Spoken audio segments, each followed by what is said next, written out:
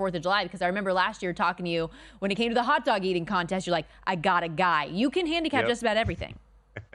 Yeah, that's the fun part, and I'm excited. So I essentially got, we'll call it 4 assignments yesterday, where it was more random things that were happening. It was fun to be able to go through it. I'm excited to talk about the process of it too, Stormy. A lot of times when we're betting baseball, when we're betting NBA, when we're betting the NFL, we have so much knowledge that's already there as a base of knowledge essentially in these sports, and what we believe around these players and what we expect from these teams. You have some bias that can creep into your handicap if you're not 100% numbers based. It was interesting looking at 4 things, and 3 of them I knew nothing about. One I actually knew something about.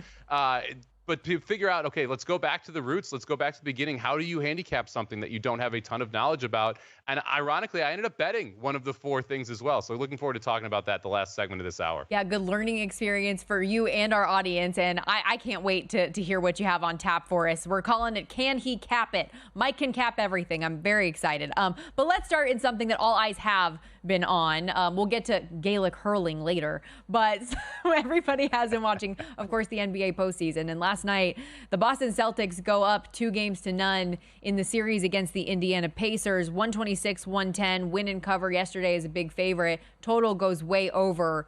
But if you're the Pacers, not only were you already kicking yourself after the way that game 1 ended, when woulda, shoulda, coulda had that dub and had home court against Boston, then in game 2, you lose one of your stars in Tyrese Halliburton, and it feels like any positive momentum that you had if you were an Indiana fan or backer in the series is kind of gone. Yeah, really brutal 2 games there in Boston. I mean, you mentioned game 1. It felt like they had that game 1. They were up 3 with 10 seconds left in the ball. You have that inbound play that's just absolute mess. Gives the ball back to Boston. You get a miracle 3 from Brown. All of a sudden, you're down 1-0 in a game you really felt like you should have won. And it feels like if you're Indiana at that point, you have to win 5 of 7 instead of 4 of 7 to be able to win the series. And then the loss of Halliburton in game 2, absolutely massive. You need him to be 100% to be able to win this series. And now you know he is not going to be 100% moving forward. And he is the gear that makes this offense work. He's able to add the pace. He's got the assists. He can pull up for 3. It's not a pretty shot, but it goes in. And so it's one of those guys that you just cannot afford to lose here if you were the Pacers. And unfortunately, he limps off with a hamstring injury in the 3rd quarter. We don't see him in the 4th quarter. It's just a tall task for Indiana to be able to go back and be able to take care of Boston. We're seeing that in the line. I mean, Boston was a 9-point favorite at home, only 7 in Indiana. You'd expect a bigger move there, and then Halliburton clearly the key. His injury is the reason you're not seeing a bigger move on the line in this spot. It's hard to see a situation here where Boston doesn't get through 4-0 or 4-1 now, Stormy. Like, how does Boston keep catching these breaks? Too. Every single series, star players on the other side are unavailable for them. And I know that they have one of their own stars that's not available, but they have been able to rise up every single step of the way, and they've had the easiest path you could imagine. With that in mind, like, I feel like I'm asking this every single round, but how big of a disappointment would it be? How big of a failure if the Celtics don't go on to win an NBA title with the path that they've had? Well, I mean, you kind of have that Spider-Man meme right now, though, Stormy, with the 2 Spider-Mans pointing each other with the Pacers and the Celtics here. I mean, let's not forget the Pacers faced the Bucks without Giannis, without Lillard in some of those games. Then they got the Knicks that were just as banged up as a team could possibly be in the 2nd round, and that's why they're here in the 3rd round. The Celtics don't have Porzingis. You could argue that one of their top players missing here as well. But yeah, this Celtics team, it has felt like it has been NBA title or bust. I know that Dan Campbell doesn't love that theory, but it has felt like that for the Celtics here throughout this entire process. They were a favorite to get to the NBA Finals when the playoffs started, before the rash of injuries that we've seen. It's going to be interesting whether or not they can flip the switch. That's what I'm really, really excited to see here, because you're going to have Dallas or Minnesota, who has been battle tested in these playoffs through 2 rounds, and they're going to be coming in at a different level. And they have had to be taking their game to another level every single series, every single game in these series. We saw Minnesota be able to do it last series against the defending champion Nuggets. We saw the Dallas Mavs team be able to do it against the number 1 seed in the West, OKC. You've got Boston, who hasn't had to go to a different level yet. Are they going to be able to just elevate naturally in game 1 of the finals? And then how are they going to respond if they can't? I mean, to me, that's the biggest storyline here for this Celtics team that's going to really play their first playoff series when they get to the NBA Finals. It's just a very, very different path they've taken than the Western Conference champion. They're a $2 favorite right now to win it all, minus 8,000 to come out of the series, going up 2-0. But let's go down that road then with the Western Conference final, because we've got game 2 coming up tonight. The Mavs won 108-105 in game 1, despite being a 4.5-point dog. They're a 5.5-point dog coming up tonight, total 207.5. And you do like this Dallas Mavericks team. I do. I didn't think we saw the A game from Dallas in game 1. I thought that we saw a pretty good basketball game. Kyrie had a good first half. Luka had a good second half. But they were only 6 for 25 from 3. 3 of those came from Luka. One of the keys for Dallas this entire playoff run has been those role players who were able to hit threes and specifically hit corner threes. Minnesota took those away in game 1, but they gave up everything to Luka and Kyrie because of it. So it's going to be interesting to see how Minnesota adjusts defensively here in game 2 and what that means for the role players on Dallas's side. You flip it over to Minnesota, I don't think they played their best game either in game 1 there. I think you're going to see a lot more aggressive Anthony Edwards. He's going to try and get to the free throw line. Only shot 2 free throws there in game 1. Only had 2 attempts at the rim in game 1. That's surprising for him. He went 5 for 12 from 3, but that's not his game. It's great that he shot at a high percentage, but you need him attacking if you're this Minnesota team. So I think both teams could play better. But I don't think the spread should have moved the full point here toward the Mavericks side. I feel like we should be sitting at that 4.5 number again here in game 2. We're getting some value to take the Mavs plus the 5.5. And I still get the best closing offense in this series. To me, that's a big key here. You've got Luka, you've got Kyrie. They can get good shots at the end of game, at the end of shot clock scenarios. And Minnesota, we've seen them struggle all year in these late game situations because they can't always get those quality shots. So I like the Mavs plus 5.5 tonight, Stormy. You also mentioned the role players, and with that in mind, is there anything in the prop market that stands out to you, or just an approach, generally speaking, as a handicapper as you look through those numbers? Well, when I'm looking at the prop market, I want to look at the ancillary guys, the guys who I think could kind of bounce back, have bigger games in this spot. And I was specifically looking toward the Dallas players, the role players. We saw P.J. Washington, we saw Derek Jones Jr. each have monstrous games in that series against Oklahoma City. Tonight, they're sitting at 11.5 points for P.J. Washington and 8.5 points for Derek Jones Jr. I would lean toward taking both those guys over. I mentioned how Minnesota played defense in game 1. I think you do see adjustments in their styles against Luka, against Kyrie, and I think that opens it up for some of these guys who've been taking corner threes, who've been taking those open looks when you do get doubles to both Luka and Kyrie. Because of that, I think they're going to try and make these ancillary players beat you, and we've seen Dallas be able to step up and have their role players make shots in the playoffs. So if I was going to take anything on the prop market on, to me, the P.J. Washington and the Derek Jones Jr. points over would be the most interesting. And one thing before we move on to Stormy, I wrote an article about this a while back for VSiN.com, and specifically the PRA stat, points plus rebounds plus assists. And we're seeing it today with Luka, where you're really paying a price. You're paying an extra point, rebound, and assist to play the melding of those 3 stats versus playing any of them individually. And when I wrote the article, we were about 80% of the way through the NBA season, and it was shocking to me what jumped out. When you had Luka go 2 points over, so about 8% over his points prop, he was 20-2 to the over of the PRA. When he went 2 points under, he was 10-2 to the under. So you're really betting a points prop when you're betting someone like Luka on that PRA, but you're getting a cheaper number by just playing the points versus playing the combination of the 3. So I'm avoiding the PRAs, especially when you're paying that extra price like you are with some of these stars in the playoffs. That's really great insight, analyzing how to attack the prop market, because there is a perceived value when you have them all combined. And so it's interesting when you dive into the numbers that that's actually not the case as much. We talked earlier about the NHL Game 1 Dallas Oilers matchup last night, double overtime, fantastic finish from Connor McDavid in the second OT early. But I wanted to get your thoughts on the game coming up tonight with the Rangers and Panthers. I know you cashed in on the under in game 1, a 3-0 Panthers win on the road, and road seems to be the way so far in these early games in the conference finals in the NHL. What are your thoughts on that series where things sit right now? Yeah, we've seen the road teams go 2-0 early in this series, or early in this round. I like this Panthers team quite a bit, Stormy. I think the Panthers Stars are the best 2 teams left. And if you look at the Rangers, when they took on Carolina, they were badly outshot by Carolina. I believe it was like 72 more shots by Carolina in that series, even though the Rangers able to advance in 6. They really were relying on Shesterkin to be able to make saves. Well, this is a much better Panthers offense than a Carolina offense. Much more guys that can put the puck in the net. I really like this Panthers team. I think they're going to be able to continue to have a shot advantage over the Rangers. I think they control the play. I love the fact that they step on your throat. We saw that in the Boston series. When they got a lead, they kept pushing. They kept playing in Boston's offensive end. It's impossible to score when you're in the other team's end, and it's just going to be tough for the Rangers to be able to consistently get opportunities to score against the Panthers. I played the Panthers in game one. I played the under in game one. I played the first period under in game one.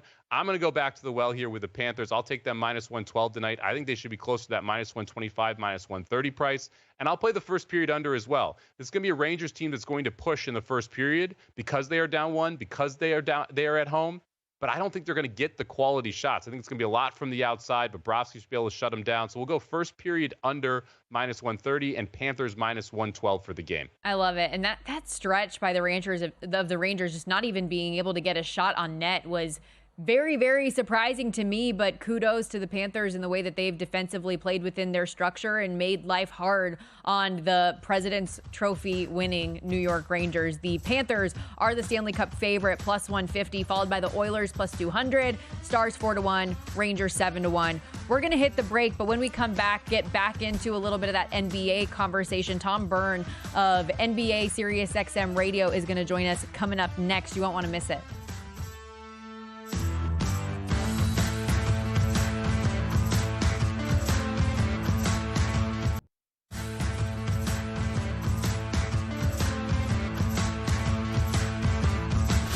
This is the Lombardi Line with former NFL executive Michael Lombardi. Now here is your host, Stormy Bonatoni, on VSiN, the Sports Betting Network.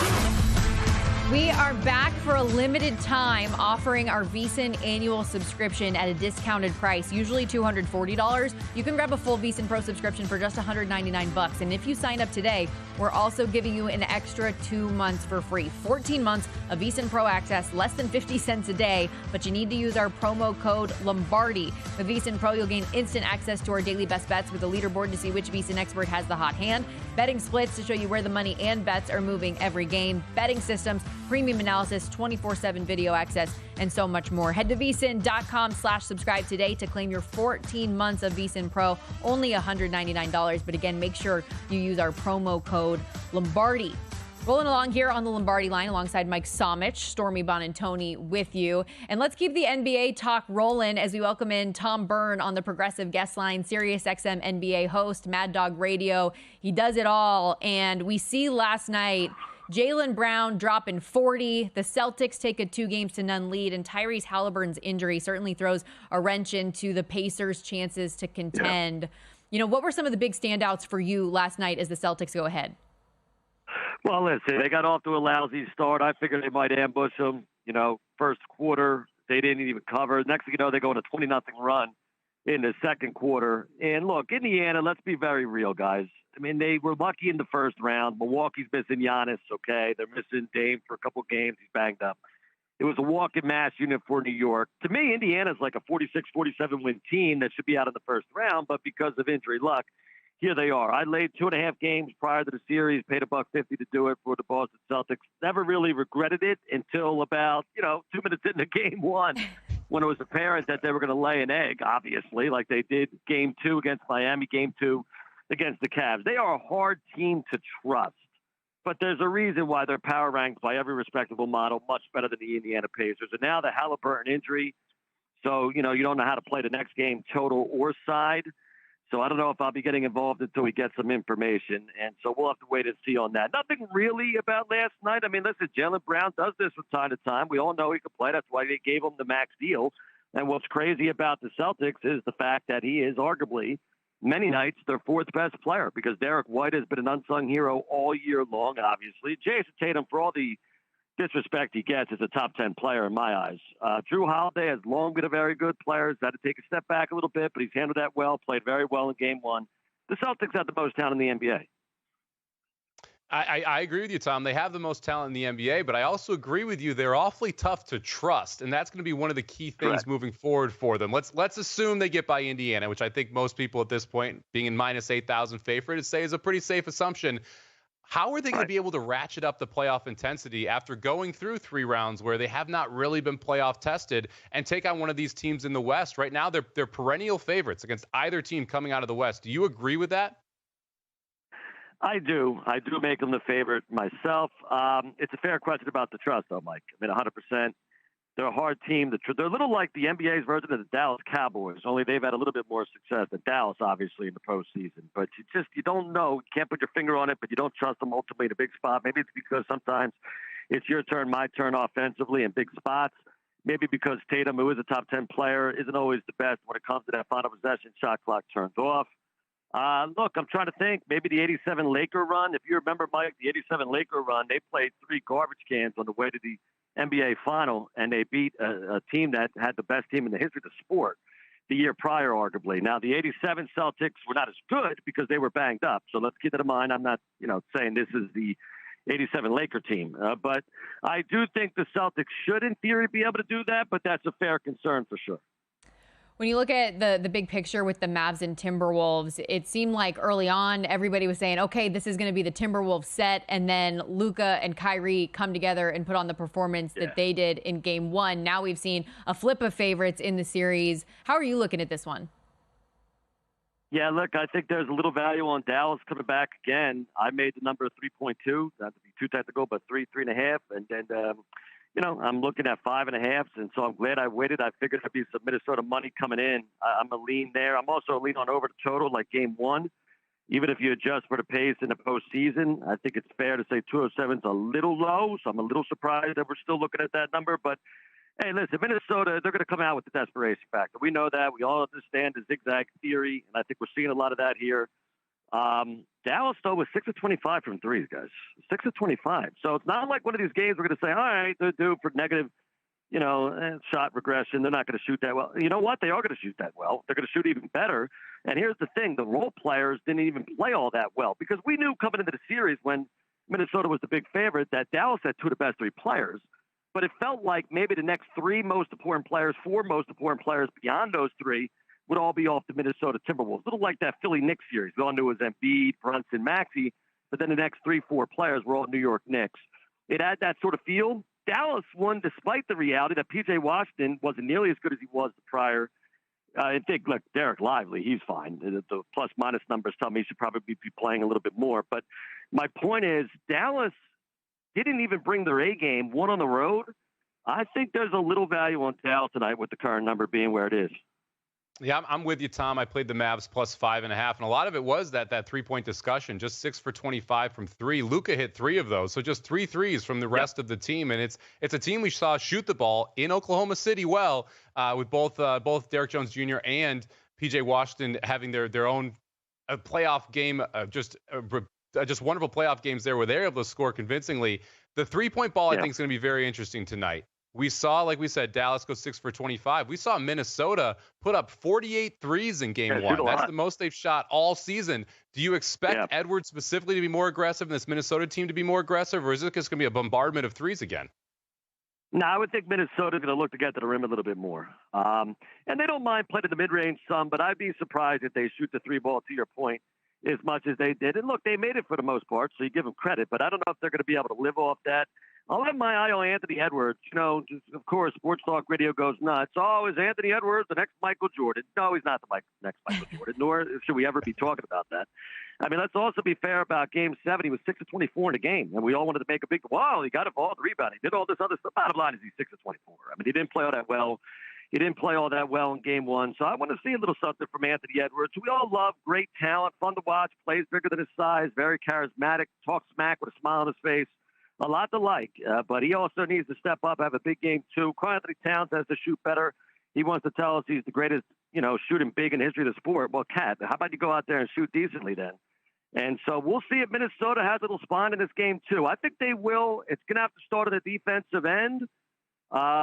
Good luck, though. This Dallas team, I agree with Mike. I said it myself, 5.5. I mean, Luka is going to be Luka. He's the best player in this. There's no doubt. He's the best player in this series. And if Kyrie is going to be able to keep this up, and I do think it's sustainable, and they get some help, Dallas could be going to the final against Boston. That'd be interesting. Luka Doncic, Kyrie Irving back in Boston, where they're not exactly a big fan. Yeah, that'd be fun. Just wait, though. The Timberwolves, let's say they go on and somehow find a way to not only win this series, but win an NBA title. The Anthony Edwards comps and the Jordan stuff is just going to blow up. He's 22 years old. He's already got his first one. Yeah, and listen, in theory, if that happens, and that's still possible. I mean, geez, you know how this goes. The narrative will completely flip if they win tonight. Wow, I guess we're all back on Minnesota. That's how the media goes. But you're right, because and then if they win in the NBA Finals, man, that assumes Anthony Edwards has a monster series. At least the conversation's a little more warranted, but even then, it would be way too premature. But we all love to do that. We're all looking for the next Jordan. We're all looking for the next LeBron. It's something everybody loves. They say they hate talking about it, but then they can't wait to pick up the phone and call me about it. So I don't believe them.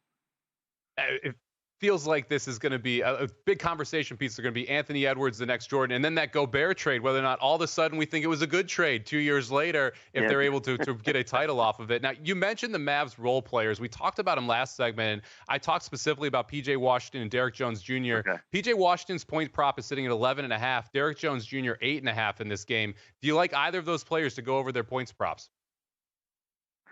If I played one, I think I'd take P.J. Washington. That one makes a little bit more sense to me. He's going to get some looks in the corner three. When Luka and Kyrie are collapsing, they'll be able to kick out. I don't know. They might close out harder on him, and he could attack that closeout too, so you keep in mind. P.J. Washington's a pretty good player. If you're in Charlotte, you're wondering why he wasn't a little bit more consistent like he's been in this particular uniform, but whatever. I mean, I would go to over 11.5. I'd have to see what the juice is. I haven't looked at that number of late, but to answer your question generally, Derrick Jones Jr. is an important piece. You know, he's very good with his athleticism. He's a long, very good defender, perimeter, can switch everything. But I think offensively, even with the number obviously being, 3 points higher in this case, I'd go P.J. Washington over. Yeah, had 13 in game one, hit a couple of triples. Tom, thank you so much for the time. We appreciate you, and have fun on the post game tonight. Anytime. Thank you, guys. Tom Byrne, Sirius XM NBA radio, of course, Mad Dog Sports Radio as well. But you got some more Mavs love, more Mavs confirmation bias, Mike. Yeah, I don't know if it's good or bad. You never know with confirmation bias in the gambling circle. But excited to hear someone else who's clearly tuned in to likes the Mavs tonight. Yeah, no question about it. Okay, you hear that music. That means we got to take a quick timeout. But when we come back, we'll get a couple of MLB plays from Mike Somich and my moment to talk UFL. We got NBA and NHL postseason, but we've also got spring football, ladies and gentlemen. Don't go anywhere.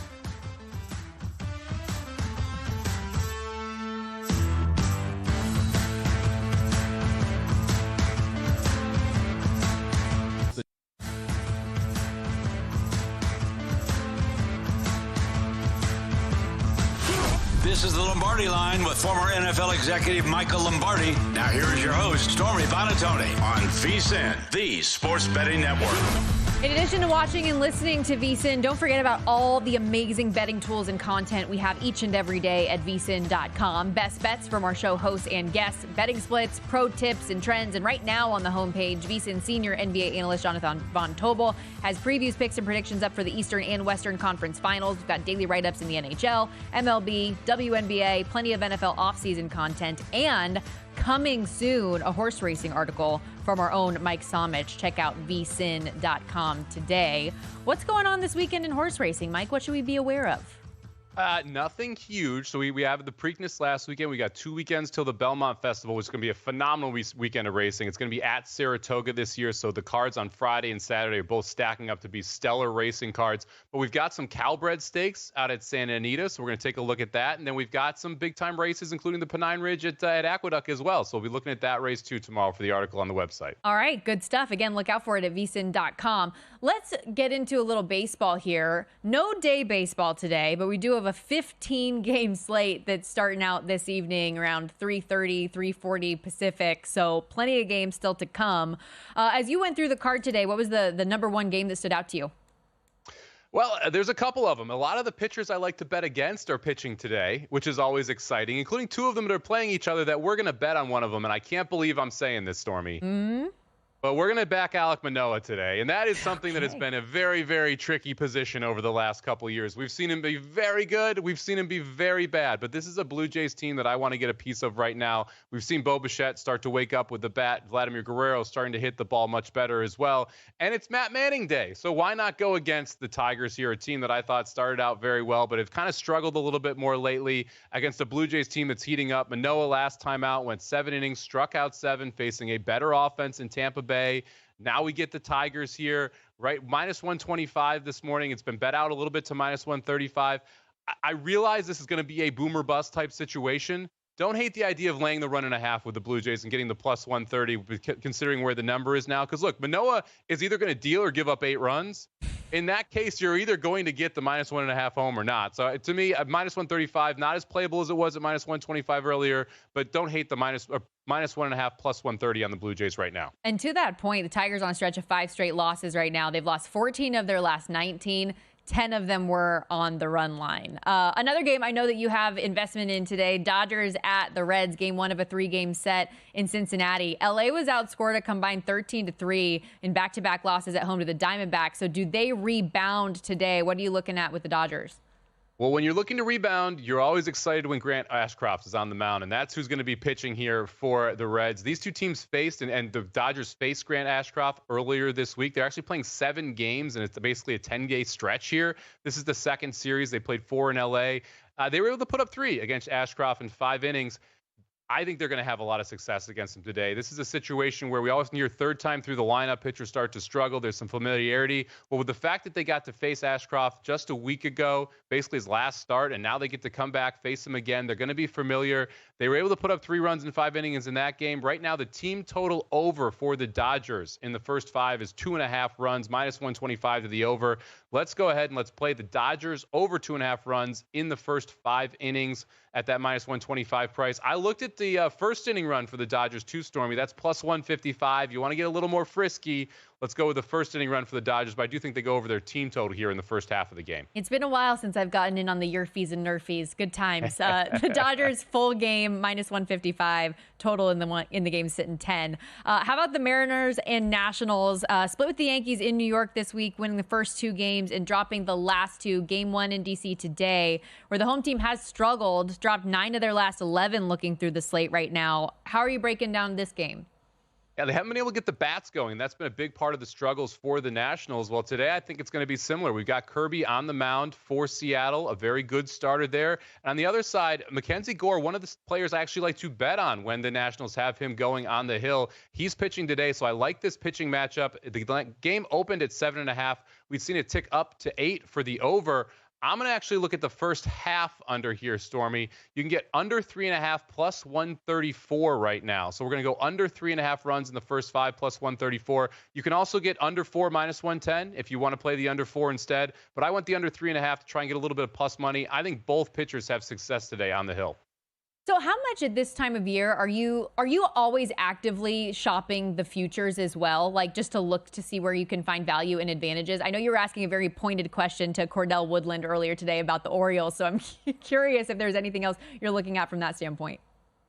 I will be tentative in the futures market in baseball. I'm looking at divisions. I don't like betting the World Series market in baseball as much as I do other sports. There's just so much variance when you get to the playoffs. And we saw that last year with the Rangers and with the D-backs that I'm looking for massive prices if I'm trying to play someone in the futures market, or I'm looking at division prices. I talked about playing the Dodgers earlier this year. They were minus 320 at one point in the division. I thought that was a great value, especially because you have a slate of 162 games. The best team is going to win out in those spots. Now you're sitting there, I think it's like minus 15,000 now. So it's or minus 1,500. So ridiculous price for the Dodgers now. You don't want to play it. But I'll look at the division prices, Stormy. And I specifically mentioned Baltimore with Cordell because they're at a real linchpin of a position here in that franchise's window. They have all the makings of a championship roster right now, but they are missing the pitching. They are missing the bullpen depth. However, they have the offensive prospects to go make a splash if they want to do it. It's going to be very interesting to see how they decide to handle this moving forward. We saw them add Corbin Burns in the offseason. They need another arm. They need more bullpen help. But are they willing to give up one of their top-tier offensive prospects to be able to go and get that type of player that can make a difference in that divisional race? If I thought the answer was yes, I'm interested in Baltimore. But right now, I don't think they're going to make that move. I think they're going to look at this as a 10-year window versus a 3-year window. And by doing that, I think they're going to be less aggressive at the deadline. Interesting. Okay, good stuff. At the end of the hour, we're going to give you your moment with the Capping It with Mike Somich. We're going to dive into some, let's call them unique sports, but I love that we put you to the test and then you actually ended up finding something to fire on. But with that, I'm going to take this opportunity to squeeze in a little spring football into the show. Yes, we're talking NBA and NHL postseason, but we're also in week 9 of the UFL and things are heating up. Although I told you in a commercial break earlier, Very interesting home field situation with the playoffs upon us in the UFL. While St. Louis and San Antonio, the XFL conference home field is still up for grabs. If St. Louis wins this weekend and San Antonio loses, then the Battlehawks will have home field for that semifinal. If San Antonio wins back-to-back games because they play St. Louis in the final game, then San Antonio will have home field. But on the USFL conference side of things here, the Stallions and Michigan Panthers still have technically home field up for grabs, even though Birmingham is undefeated at this point. But because Ford Field is going to be utilized for Wayne County Community College's graduation ceremony, they're booked. So even if the Michigan Panthers were able to pull off back-to-back wins these coming weeks, they're not going to get home field in the postseason, which is crazy to me. Wayne County Community College has a big graduation every year. So I'm not shocked that they're using Ford Field. That's a big event every year, Stormy. One of the big parties in Detroit. No doubt about it. But it is interesting. And as we look at the championship odds board here, the Birmingham Stallions are a -155 favorite. That number has just continued to grow. They haven't lost a game in more than a calendar year. They're the class of this league. But they did have a close call last week against Houston, who is one of the worst teams in the league. They were a 16.5-point favorite, and it looked like for a moment they might get upset. They end up winning by 7, but I think that was a natural letdown spot coming off of a big win for them against St. Louis, which is kind of the game of the year, a potential championship preview. They're an 8.5-point favorite tomorrow against San Antonio. And there's two sides of thought with this. Like Birmingham, are they going to be so extremely motivated and get themselves into the shape they need to be to win and compete for a third straight spring football championship? So they're going to take these last 2 games really seriously. Or are they like, okay, we've already sealed up our fate. We know we have home field. Let's rest some guys a little bit and be in the best position. I'm not so sure. So that game I avoided. I guess I would lean San Antonio plus the points just because they have something to play for here. But the game that I'm going to be on tomorrow morning is the Battlehawks and Renegades. And I'm glad that I haven't kept track of my ROI betting games that involve the Renegades. I'm over 500 for the season, but I have lost any which way I have tried to bet something on Arlington. I keep on getting my hopes up for them that they're going to be good. And then, they have 1 win this season. Last week I came back in. I said, okay, we're going to have a little bit of momentum. After you finally win your first game, you're going to go back to back, and they just get lose by double digits again. So I feel like I need to stay away from that. What I do love in this game, though, even though it's high at 46, I think this is a total that's going to go over. The Battlehawks have had overs week in and week out, 6 of their last 7 games. And the Renegades, meanwhile, even though the Battlehawks defense is good, the Renegades, for as bad as they've been in terms of wins and losses, have a top 2 offense in the league. Luis Perez is one of the better quarterbacks. So I feel like we're going to get points. Just don't make me pick a side, because no matter what I do with the Renegades, I do it wrong. It's funny how you always have a team like that. In the NFL last year, for me, it was Atlanta. I couldn't get them right, but you always have one team where you're just like, I should just avoid them. Just avoid them like the plague. I don't want to go near this team because I never right. Yeah, I'm just done with it. I'm sick of it. I can't do it anymore. When we come back, we're going to wrap things up. Final thoughts on the big games tonight in the NHL and NBA, and capping it with Mike Somich. We're going to get weird, but in the best way. You won't want to miss it.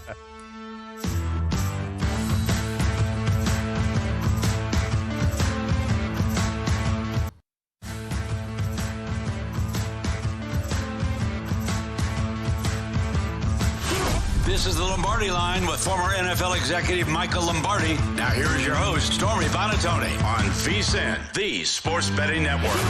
Stormy Buonantony and Mike Somich with you as we welcome you back to the Lombardi Line. We are so close to crowning an NBA champion, and with the action heating up on the court, it's even hotter at DraftKings Sportsbook, an official sports betting partner of the NBA. If you're new to DraftKings, listen up. New customers can get a no-sweat bet up to $1,500. Just deposit at least $5, and you'll get a bonus bet back equal to your first bet if it doesn't hit. Download the DraftKings Sportsbook app now and use the code VSiN, V-S-I-N, at DraftKings Sportsbook.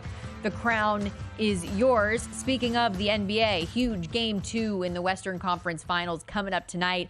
The Mavericks getting 5.5 after winning Game 1 in Minnesota, total 207.5. And let's just rehash here as we head out, Mike, why you like Dallas to cover once again tonight. I'm surprised the number went up a full point here. I understand that, the zigzag theory, the Timberwolves, you're expecting a better performance in Game 2. It was a tough spot in Game 1 coming off Game 7. But I don't feel like the Mavericks played their A game in that spot. Just 6 for 25 from three. Just 3 of those 3-pointers came from role players, anyone outside of Luka Doncic. So to me, the Mavericks have some upside here. And the Timberwolves, I think, need to figure out what to do on the defensive end with Irving and Doncic, because they didn't really have an answer in game one. And I think that's going to be a struggle for them. And I think it's going to allow the role players on the Mavericks to get some better looks in this spot. So I like the Mavs plus 5.5. I thought this should be in that 4.5 range. So I still think you're getting some value on Dallas. Yeah, I think I might come join you on that as well. And you're going back to the well in the National Hockey League today as well. You love those first period unders. The Florida Panthers came through with a 3-0 win in New York against the Rangers for game one. Minus 112 today on the road once again. Like a near pick'em game for this one in game two. Final thoughts there? Yeah, give me the Panthers at minus 112. This is a better version of Carolina, and I thought Carolina played this Rangers team really tough. They dominated them from a shots perspective. We saw the same thing in game one, where the Rangers only managed 12 shots through the first 2 periods and only had 1 shot on goal in the first 8 minutes of the third when they were down 1-0 and you were expecting a push. Panthers defense has been absolutely phenomenal. I think we're going to see a push from the Rangers in the first period, but the Panthers should be able to keep it toward the outside. I think that leads to a first period under here. So I'll take the first period under 1.5 minus 130. And I think the Panthers just keep it rolling. So let's take the Panthers here at minus 112. I think they should be closer to minus 125, minus 130 in this spot. And also a reminder for anybody who missed the very start of the show when we were talking about the Oilers and Stars series as Edmonton gets away with one yesterday after letting up a 2-goal lead. You said, instead of saying, okay, no, I'm out on Dallas, you believed in them prior to last night's loss, and you doubled down on them again after yesterday. Yeah, I took Dallas to win the series at some plus money. If you look at any of the simulations, Dallas wins the majority of the time in game one. If you look at the expected goals, Dallas had a higher expected goal total there. I didn't think Dallas played their best game, and they still were right there, and it arguably outplayed Edmonton for the majority of that contest. So I'm willing to take a shot on Dallas here. We saw them come back from down 0-2 to the Golden Knights, who I think were a better team than this Oilers team. So happy to still take Dallas here plus money in the series. Back in the 2 Dallas teams in their respective conference finals, and like we joked about yesterday, it seems to be going great in Dallas for all major professional sports, unless you're the Dallas Cowboys on a 28 conference final slump. Can't seem to make that NFC title game. I don't know what it is. Oh, the San Francisco 49ers have stood in their way a couple times, which I will admit I have reveled in that a little bit because I was programmed from a very young age to despise the Dallas Cowboys. I had one of those old helmet set checkers boards that was 49ers versus Cowboys, and I would have to play with the Cowboys when I was being punished. So that should give you a little perspective into my childhood. Okay, enough of the serious stuff, Michael. We've got to get even more serious here because anybody that knows you knows that you somehow, some way, are good at handicapping just about everything. In addition to what we just talked about in the NBA and NHL, you're great with the NFL. You're our resident horse racing expert. I call you on the 4th of July. You got a guy for the hot dog eating contest. It's amazing. So we put you to the ultimate test today, throwing some random sports your way, and you found a way to handicap these, and you placed a couple of bets as well. Where do you want to start? Let's start with the one that I bet on. So let's start here with the All-Ireland Senior Hurling Competition, which is coming up. And this is actually a huge deal in Ireland. I didn't realize this. The Gaelic Athletic Association established this in 1887. They've done this 1 year, or every single year except for 1 year since then. So this is one that's very important over there in Ireland. You can watch this on BBC. It's streaming on BBC Online if you'd like to. And the winner for, 5 of the last 6 years and 4 in a row has been Limerick. It's been their 12th title over the time. Kilkenny has been another team that's been very good. They've got the most titles for this in 36. Limerick minus 130 right now as the favorite. And I actually came in and I bet Limerick after going through this and checking this one out. This is a situation where because of the player pool, you don't have a ton of turnover in these teams. I mentioned Limerick's won 5 of the last 6 years. They've had 4 MVPs in this tournament. All 4 are still on the team this year. Their coach is still there as well. He's won all those titles with them too. And when you look through this, they deserve to be a favorite. And I thought it was interesting that you can go back through the history of the Hurling All-Ireland Senior Championship, and you see these consistent runs by teams because you don't see a bunch of player movement inside of these. So the Final Four has been the same the last 2 years. Those are your 4 favorites again this year. And to me, Limerick coming back here, it has the best team once again. You can find them overseas as high as minus 160 to win this, but right now just 130 at DraftKings. I think there's some value here in the GAA hurling All-Ireland Senior Championship to take Limerick. So I actually bet this one. I took some Limerick at -130, Stormy. Unbelievable. You're my idol. By the way, this matchup, the title tilt, coming up May 26th at 9 Eastern. But I was looking through some highlights here, and it is interesting because it looks kind of like a lacrosse paddle, but instead of a net, it's all made out of wood. There's not pads going on. It's kind of like a soccer type goal.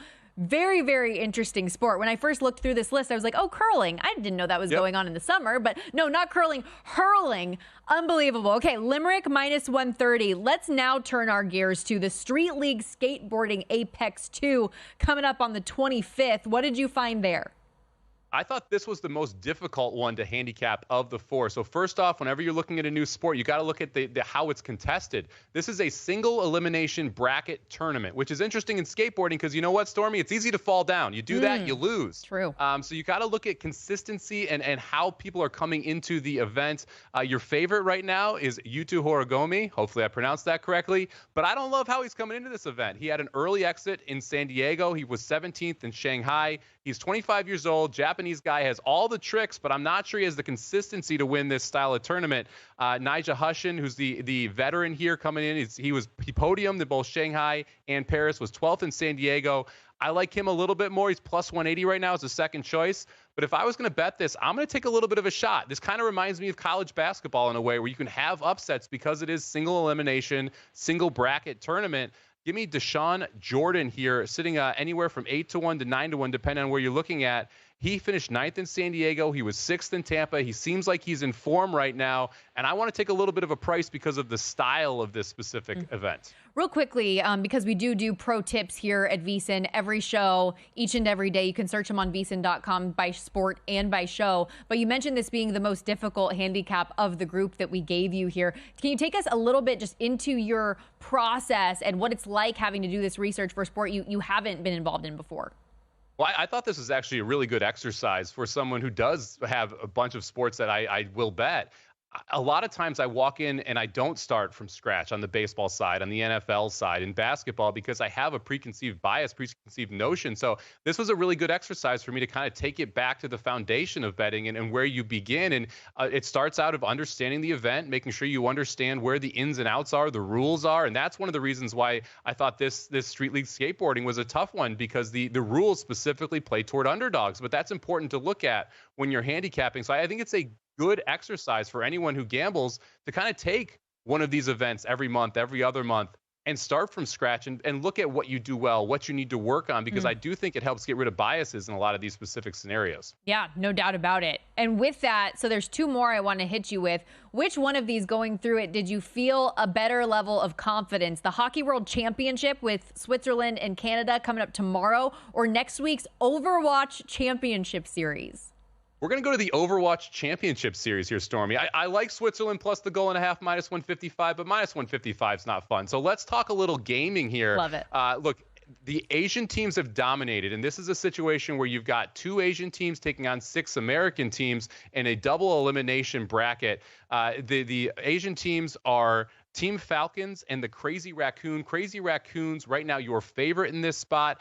They faced each other in Asia, and Team Falcons won in the upper bracket final, but ended up losing in the final to Crazy Raccoon. I'll take a price here with Team Falcons +200. We've seen them beat Crazy Raccoon before, and the draw for Crazy Raccoon is tougher. Toronto Defiant and M80, 2 of the better U.S. squads, both in their half. So let's go with Team Falcons at +200. We put Mike Somich to the test. Can he cap it? And the answer, 4 out of 4, was yes. Well done, my friend. Kudos. That was fun. I'm excited to see if we're able to cash these. I did bet Limerick. I did not bet any of the others, just so everyone knows. I think there's some value on Limerick, but there are the leans in the other 3, if you will. Limerick -130. And well done to our producers, Stephanie Kamershak and Justin Emery, for finding those bad boys, for you for putting in the work and getting the handicap done. Awesome stuff. This was a blast today. So appreciate you. Make sure, everybody, you check out VSiN's The Handle with Mike Somich and Matt Brown tomorrow and Sunday. That's a wrap for us. Have a great day. Good luck with your bets. DraftKings, giving a bonus bet back if I lose so I don't have to sweat my bet?